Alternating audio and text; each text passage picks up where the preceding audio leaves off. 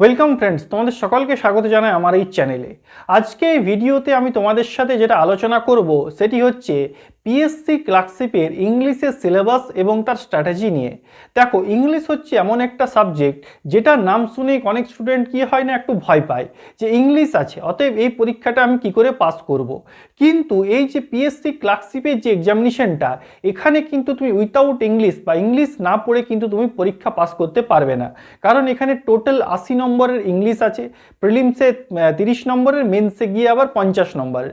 অতএব ইংলিশ তো তোমাকে এখানে পড়তেই হবে, উইথাউট ইংলিশ কিন্তু পিএসসি ক্লার্কশিপ হবে না। অতএব যে জিনিসটা পড়তে হবে সেই জিনিসটাকে তো ভয় পেয়ে লাভ নেই, সেই জিনিসটা সামনাসামনি দাঁড়ানোই ভালো। তাহলে যদি আমরা সামনাসামনি দাঁড়াতে যাই, সেক্ষেত্রে আমাদের কি করা উচিত? প্রথম যে জিনিসটা করা উচিত, যে যে পরীক্ষাটা আমি দিতে যাচ্ছি সেখানে ইংলিশের সিলেবাসটা কি আছে সেই জিনিসটার ফার্স্ট অ্যানালিসিস করা। দ্বিতীয় নম্বরে এই যে সিলেবাসটা আমি কিভাবে কভার করব তার একটা প্রপার স্ট্র্যাটেজি তৈরি করা, এবং কোন সোর্স থেকে কভার করব সেটা নিয়ে একটা ডিসকাস করা। ওকে, তো আজকে এই ভিডিওতে আমি মূলত এই জিনিসগুলো নিয়ে তোমাদের সাথে চর্চা করব। ঠিক আছে, চলো তাহলে ভিডিওটা শুরু করা যাক। শুরু করার আগে বলে রাখি, যেসব বন্ধুরা এই ধরনের স্ট্র্যাটেজি বা বিভিন্ন government job vacancy related video সম্বন্ধে আপডেট থাকতে চাও, তারা আমার এই চ্যানেলটিকে অবশ্যই সাবস্ক্রাইব করো। ওকে, এবারে দেখো বোর্ডে আমি সমস্ত ইনফরমেশনটা আলোচনা করছি। দেখো, প্রথমেই যেটা বললাম যে ক্লার্কশিপ ইংলিশের সিলেবাস এবং স্ট্র্যাটেজি, ইংলিশ সিলেবাস এবং স্ট্র্যাটেজিটার মূল যে ফোকাস আমার থাকবে সেটি হচ্ছে হাউ টু স্কোর 25+। যে প্রিলিমসে তোমাদের যে 30 নম্বরের ইংরেজি আসবে, সেখানে তোমরা 25+ স্কোর কিন্তু কিভাবে করবে। কারণ দেখো, 25+ বা এই ধরনের একটা ভালো স্কোর যদি ইংরেজিতে না করতে পারো, সেক্ষেত্রে পিএসসি ক্লার্কশিপ পাস করা কিন্তু খুব মুশকিল। কারণ এখানে কম্পিটিশনটা অনেকটা বেশি হবে এবং ইংলিশে কিন্তু 30 নাম্বার আসবে, অর্থাৎ ইংরেজিতে একটা ভালো স্কোর কিন্তু তোমাদেরকে করতেই হবে। ওকে, এবার দেখো, প্রথম যেটা হচ্ছে যে ইংলিশের সিলেবাস অফ ইংলিশ। ওকে, এবার ইংলিশের সিলেবাসটাকে মূলত দুটো পার্টে এখানে ভাগ করেছি। কি কি পার্ট? প্রথম পার্টে যেটা হচ্ছে গ্রামার পার্টটা, যেখানে আছে তোমাদের গ্রামার পার্টটা। ওকে, আর দ্বিতীয় পার্টে তোমাদের থাকবে কি না, ভোকাবুলারি। দ্বিতীয় পার্টে থাকছে তোমাদের ভোকাবুলারি। ওকে, এবারে এই যে দেখো, এই যে গ্রামার এবং ভোকাবুলারি এই দুটো পার্টে যে সিলেবাসটা তোমাদের সাথে আমি ডিসকাস করব, সেটি মূলত আমি প্রিভিয়াস ইয়ার কোশ্চেন পেপারে যেরকম এপিএসসি ক্লার্কশিপে কোশ্চেন এসেছে তার বেসিসে কিন্তু আমি তোমাদের সাথে আলোচনা করব। তাছাড়া যদি তুমি আগের বছর যে 2019 পিএসসি ক্লার্কশিপের যে পরীক্ষাটা হয়েছিল, সেই পরীক্ষাতে ইংলিশের কোশ্চেন পেপার কীরকম এসেছিল সেটা যদি জানতে চাও, তার রিলেটেড আমি একটি ভিডিও করে রেখেছি। সেই ভিডিওর লিঙ্ক আমি ডেসক্রিপশনে দিয়ে দেবো, সেখান থেকে তোমরা গিয়ে সেই ভিডিওটিও একবার দেখে নিতে পারো যে 2019 সালে পিএসসি ক্লার্কশিপে ইংলিশের কোশ্চেন কেমন কি এসেছিল। ওকে, এবার দেখো গ্রামারে প্রথমে তোমাদেরকে জানতে হবে যে কোন কোন টপিক তোমাদেরকে পড়তে হবে। দেখো, গ্রামারের মূলত তোমাদের এখানে 6টি টপিক আছে, যেগুলোর থেকে কিন্তু বেসিক কোশ্চেন তোমাদের আসে, বা 90% কোশ্চেন কিন্তু তোমাদের আসবে। ওকে, দেখো, ফার্স্ট যে টপিকটা তোমাদের আছে এখানে, সেটি হচ্ছে সাবজেক্ট ভার্ব এগ্রিমেন্ট। ওকে, সাবজেক্ট ভার্ব এগ্রিমেন্ট থেকে কিন্তু অনেক কোশ্চেন আগের বছরের পিএসসি ক্লার্কশিপ পরীক্ষায় কিন্তু এসেছে। ওকে, দ্বিতীয় নম্বরে হচ্ছে কি না টেন্স থেকে তো অনেক কোশ্চেন আসবে, যে কোনো পরীক্ষাতেই আসে, এখানেও কিন্তু এসেছে, এবং আগামী দিনে যে পরীক্ষাটা হতে চলেছে সেখানেও কিন্তু টেন্স থেকে কোশ্চেন কিন্তু তোমরা দেখতে পাবে। ওকে, তৃতীয় নম্বর হচ্ছে কিনা আর্টিকেল অ্যান্ড প্রিপোজিশন, বিশেষ করে প্রিপোজিশন থেকে কিন্তু কোশ্চেন প্রচুর এসছে এবং আগামী দিনেও আসবে। কোনখানে অন বসবে, কোনখানে ফর বসবে, কোথায় আন্ডার, কোথায় অ্যাবাভ, এই যে জিনিসগুলো, এগুলো কিন্তু তোমাদের খুব ভালোভাবে প্রিপোজিশন কিন্তু দেখে যেতে হবে। আরেকটা জিনিস তোমাদেরকে প্রিপোজিশনে বলে দিই, যেটা হচ্ছে ফিক্সড প্রিপোজিশন। দেখবে কিছু ফিক্সড প্রিপোজিশন আছে, এই ভার্বটার সাথে এই ফিক্সড প্রিপোজিশনটাই যাবে, সেই জিনিসগুলো কিন্তু তোমরা কিন্তু খুব ভালোভাবে, আমি বলবো, মুখস্থর মতন করে নেবে। সেখান থেকে কিন্তু দেখবে সাবজেক্ট ভার্ব এগ্রিমেন্টের ক্ষেত্রে অনেকটা তোমাদের সুবিধা হবে। ওকে, তার জন্য এই ফিক্সড প্রিপোজিশনগুলো খুব ভালোভাবে দেখবে, এবং প্রিপোজিশনটা কিন্তু খুব ভালোভাবে পড়ে যাবে, তার সাথে আর্টিকেলটাও কিন্তু তোমাদেরকে দেখে যেতে হবে। ওকে, তারপরে যেটা হচ্ছে 4 নম্বরে সেটি হচ্ছে এরার কারেকশন। একটা সেন্টেন্স দিয়ে দিল, সেটাতে তোমাকে বলবে যে কোথায় কোন এরারটা আছে সেটি তুমি খুঁজে বার করো। আগের বছর যদি তুমি এক্সাম পরীক্ষাটা দেখো, সেখানে ডাইরেক্ট কিন্তু এভাবে আসেনি, যে 4টা সেন্টেন্স দেওয়া ছিল, 4টা অপশনে, সেখানে বলা হয়েছিল কোনটা এর মধ্যে ভুল আছে সেটি তুমি খুঁজে বার করো। মানে জিনিসটা সেম, জিনিসটা একই, তোমাকে এরারটা কিন্তু খুঁজে বার করতে হচ্ছে। তো এই যে এরার কারেকশন, এটি পড়ার যেটা নিয়ম হচ্ছে, যদি তুমি এই যে উপরের 3টি topic subject verb agreement, tense এবং তোমার আর্টিকেল এবং প্রিপোজিশন, আর তার সাথে 5 নম্বরে তোমাদেরকে যেটা বলবো যে ভয়েস চেঞ্জ এবং ন্যারেশন চেঞ্জ, এই 4টি টপিককে যদি তোমরা ভালোভাবে করে নাও, সেখান থেকেই দেখবে এরার কারেকশনটা তোমার হয়ে যাবে। কারণ যে কোনো সেন্টেন্সে এরার কারেকশন কিন্তু এই 4টা জায়গার থেকে কোনো না কোনো জায়গায় ভুলটা থাকে। হয় সাবজেক্ট ভার্ব এগ্রিমেন্টে ভুল থাকবে, না হয় তোমার টেন্সে ভুল থাকবে, না হয় আর্টিকেল প্রিপোজিশনে ভুল থাকবে, না হয় ভয়েস বা ন্যারেশনে ভুল থাকবে। কোথাও না কোথাও এইরকম, কোথাও না কোথাও তুমি কিন্তু ভুলটা খুঁজে পেয়ে যাবে। তার জন্য এরার কারেকশনটা কিন্তু তোমাকে আলাদা করে পড়ার দরকার হবে না। এই 4টি টপিক যদি তোমরা ভালোভাবে পড়ো, তাহলে তোমার এরার কারেকশনটা কিন্তু কভার হয়ে যাবে। ওকে, আর তারপরে 5 নম্বরে হচ্ছে ভয়েস চেঞ্জ এবং ন্যারেশন চেঞ্জ। দেখো, ভয়েস চেঞ্জ ন্যারেশন চেঞ্জ থেকে আগের বছর কিন্তু অনেকগুলি কোশ্চেন এসেছিল, আগামী দিনেও আসবে। এবং এখানে যে একটা জিনিস বলে দিই, ভয়েস চেঞ্জের ক্ষেত্রে আমরা জেনারেলি কি করি, অ্যাক্টিভ থেকে প্যাসিভ ভয়েস করি, অ্যাক্টিভ ভয়েস থেকে প্যাসিভ ভয়েস। কিন্তু আগের বছর কোশ্চেন পেপার যদি দেখো, সেখানে দেখবে কিছু কোশ্চেন এসেছিল যেখানে প্যাসিভে দেওয়া ছিল, তোমাকে অ্যাক্টিভে করতে হবে। তার জন্য দুটো দিকেই করা, ঠিক আছে, অ্যাক্টিভ থেকে প্যাসিভ, প্যাসিভ থেকে অ্যাক্টিভ, দুটোকেই কিন্তু তোমাকে প্র্যাকটিস করতে হবে। ওকে, আর ন্যারেশনের ক্ষেত্রেও কিন্তু সেম, ডাইরেক্ট সেন্টেন্স থেকে ইনডাইরেক্ট, কিন্তু আবার ইনডাইরেক্ট থেকে ডাইরেক্ট, কিন্তু এটাও কিন্তু আসতে পারে। তার জন্য দুটোকেই কিন্তু আমরা দেখে রাখবে। ওকে, আর লাস্টলে যেটা হচ্ছে ফিল ইন দ্য ব্ল্যাঙ্কস। বিভিন্ন জিনিস থেকে ফিল ইন দ্য ব্ল্যাঙ্কস, সেটা প্রিপোজিশন থেকে হতে পারে, কোনো ওয়ার্ড থেকে হতে পারে, এই ধরনের ফিল ইন দ্য ব্ল্যাঙ্কস কিন্তু কোশ্চেন কিন্তু আসে। ওকে, তাহলে এই হলো এই 6টি মোটামুটি টপিক, যেগুলোর থেকে মোস্ট ইম্পর্টেন্ট টপিক। এই টপিকগুলোর থেকে করলেই মোটামুটি ইংলিশের গ্রামার পার্টের যে সিলেবাসটা, সেটা অনেকটা কভার হয়ে যাবে। আর ফিল ইন দ্য ব্ল্যাঙ্কসও দেখবে এই যে টপিকগুলো, subject verb agreement, tense, preposition, এগুলো করলেই তোমার ফিল ইন দ্য ব্ল্যাঙ্কসের যে টপিকটা, সেটাও কিন্তু তোমার কভার হয়ে যাচ্ছে। ওকে, তাহলে এই বোঝা গেল যে গ্রামারের কী কী সিলেবাস তোমাকে পড়তে হবে এবং কিভাবে পড়তে হবে। দেখো, গ্রামার পার্টটা হচ্ছে এমন একটা পার্ট যেখানে কিন্তু তোমাকে খুব বেশি সময় দেওয়ার দরকার নেই।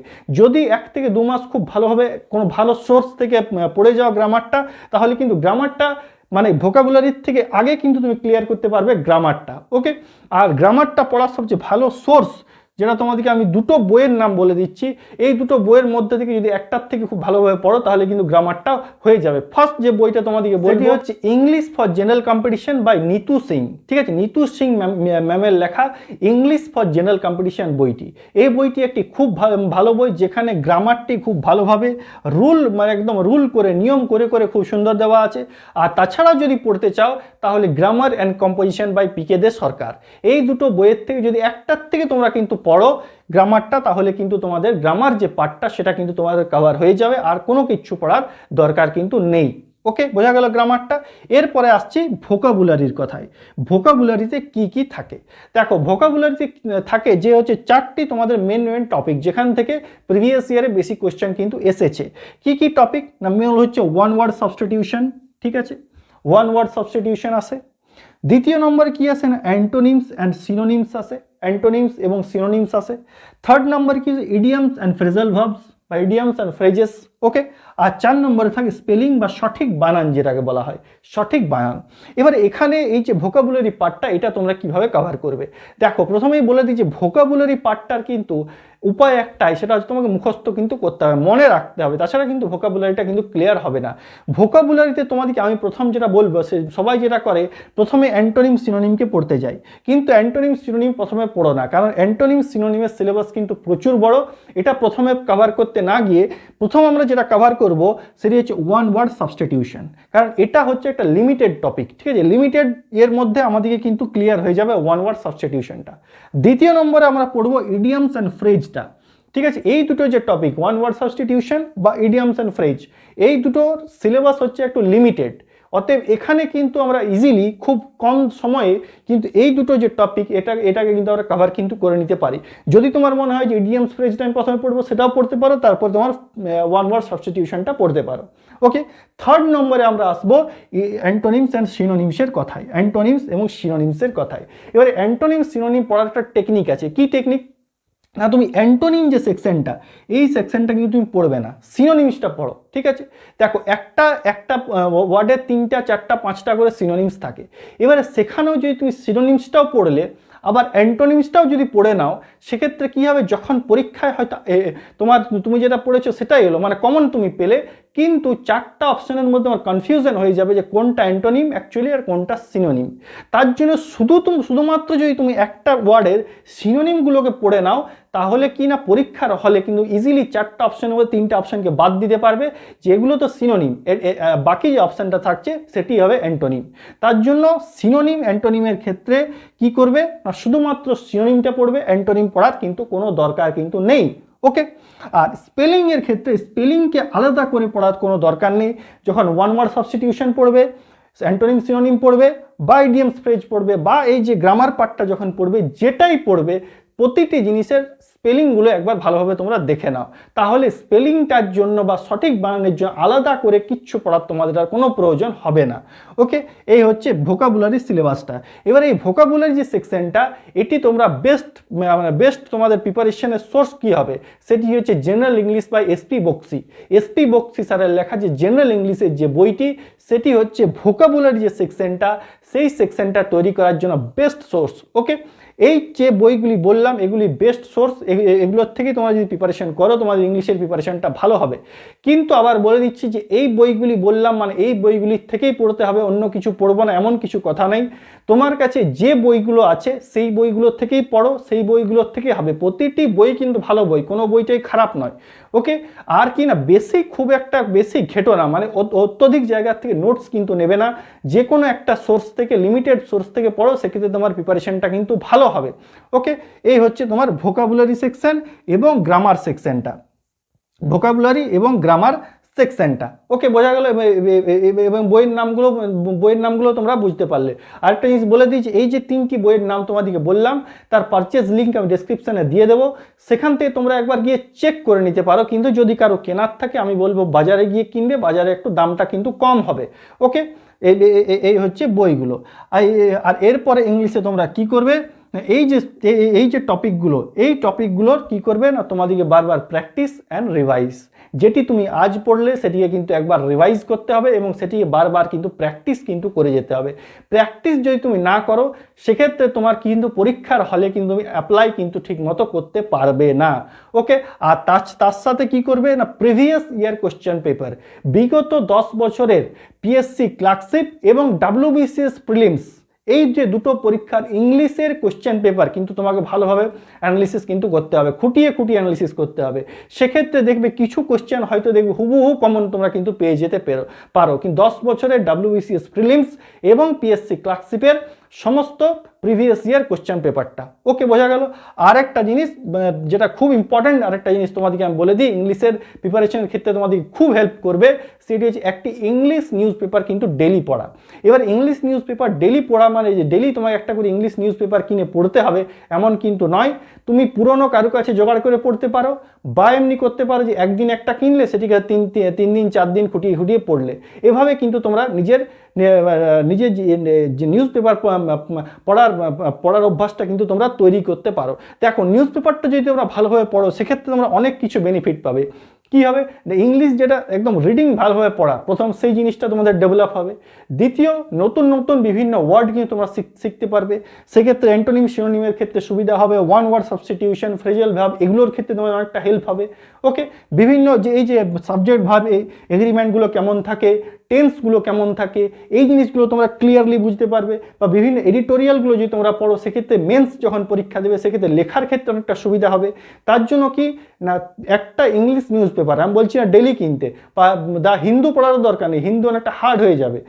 যে নর্মাল যেগুলো টেলিগ্রাফ থাকে বা আরও যে ইকোনমিক টাইমস, এই যে ধরনের এই ইংলিশ নিউজ পেপারগুলো, এগুলো নিয়ে কিন্তু তোমাদের পড়লে কিন্তু তোমাদের অনেকটা হেল্প হবে। কিন্তু ইংলিশ নিউজ পেপারটা কিন্তু আমি বলবো মোস্ট ইম্পর্ট্যান্ট জিনিস, এটা কিন্তু তোমরা অবশ্যই পড়ো, দেখবে এটা তোমাদের অনেকটা হেল্প করবে এই পিএসসি ক্লার্কশিপের ইংলিশের সিলেবাসটা কভার করার জন্য। ওকে, তাহলে বোঝা গেল যে ইংলিশে তোমরা কিভাবে একটা ভালো স্কোর করতে পারো এবং কোন কোন টপিক থেকে তোমাদের বেশিরভাগ কোশ্চেন কিন্তু আসবে। কিন্তু এই যে টপিকগুলো বললাম তোমাদেরকে, এই টপিকগুলো কিন্তু আমি প্রিভিয়াস ইয়ার কোশ্চেন পেপারকে অ্যানালিসিস করে বলেছি। তাছাড়াও সিলেবাসে কিন্তু আদার্স অনেক টপিক আছে, যেমন আনসিন প্যাসেজ আছে, প্রিফিক্স সাফিক্স আছে, ঠিক আছে, এই ধরনের তারপর তোমার পাংচুয়েশন আছে, এই ধরনের আরও অনেকগুলি টপিক কিন্তু আছে। সেই টপিকগুলোকে আমি বলবো একবার ভালোভাবে কিন্তু তোমরা দেখে নেবে। দেখো আগের বছর যে ওই টপিকগুলো থেকে কোশ্চেন আসেনি মানে এবছরও আসবে না এমন কিন্তু কোনো গ্যারেন্টি নেই, ওগুলোর থেকে কিন্তু কোশ্চেন আসতে পারে। তার জন্য ওগুলোকেও কিন্তু পড়বে, ওগুলোকেও কিন্তু বারবার প্র্যাকটিস করবে, তাহলে কিন্তু তোমাদের জ্ঞানটা যদি নাও আসে তো অ্যাটলিস্ট জ্ঞানটা তো বাড়বে, অন্যান্য পরীক্ষার ক্ষেত্রে তো হেল্প হবে। তার জন্য পুরো সিলেবাসটা কভার করবে, বিশেষ করে এই টপিকগুলো যেগুলো গ্রামার এবং ভোকাবুলারি দুটোর ক্ষেত্রে এই টপিকগুলোকে বিশেষ গুরুত্ব দিয়ে পড়বে। সেক্ষেত্রে তোমার প্রিপারেশনের লেভেলটা কিন্তু খুব ভালো হবে, ইংলিশের প্রিপারেশনটা খুব ভালো হবে। ওকে, তাহলে এভাবে নিজের ইংলিশের প্রিপারেশনটা করো, দেখবে নিজের ইংলিশের প্রিপারেশনটাও খুব ভালো হবে। ইংলিশটাকে ভয় পেয়ে লাভ নেই, ঠিক আছে, ইংলিশ সাবজেক্টটা না শুনে অনেকে ভয় পেয়ে যায়, এরকম ভয় পেয়ে হবে না, তোমার কিন্তু ফেস কিন্তু ইংলিশকে করতেই হবে। ওকে, ঠিক আছে, তাহলে যেসব বন্ধুদের এই ভিডিওটি ভালো লাগলো তারা অবশ্যই ভিডিওটি লাইক করো, বন্ধুদের সাথে শেয়ার করো, এবং এই ধরনের ভিডিও বা বিভিন্ন government job vacancy related video সম্বন্ধে আপডেট থাকার জন্য অবশ্যই চ্যানেলটিকে সাবস্ক্রাইব করো। Thank you.